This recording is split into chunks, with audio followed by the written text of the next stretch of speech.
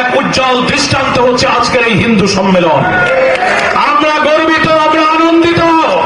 দুনিয়ার হিন্দু ভাইরা, মায়েরা, বোনেরা প্রমাণ করেছেন হিন্দু মুসলিম মিলেমিশে সমান অধিকার নিয়ে আমাদের প্রিয় জন্মভূমি এই বাংলাদেশে বসবাস করতে চায়।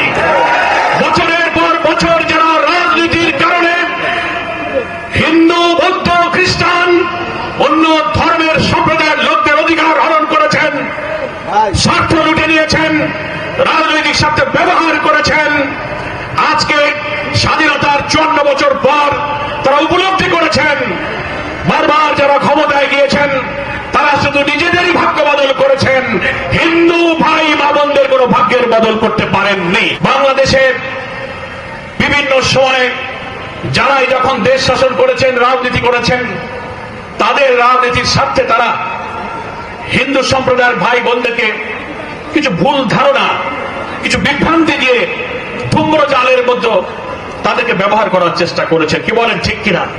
মিথ্যা প্রচার করা হয়েছে ইসলাম সম্পর্কে, মুসলমান সম্পর্কে, ইসলাম ধর্ম সম্পর্কে তাদেরকে ভুল বোঝানো হয়েছে।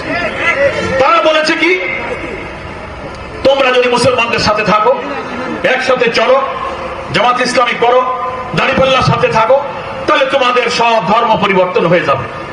সি সি সি সি সি, এটা মিথ্যা কথা। আমি তো 2001 থেকে 6 পর্যন্ত আপনাদের ভোটে এখানেই তো এমপি নির্বাচিত হয়েছিলাম, মনে আছে আপনাদের?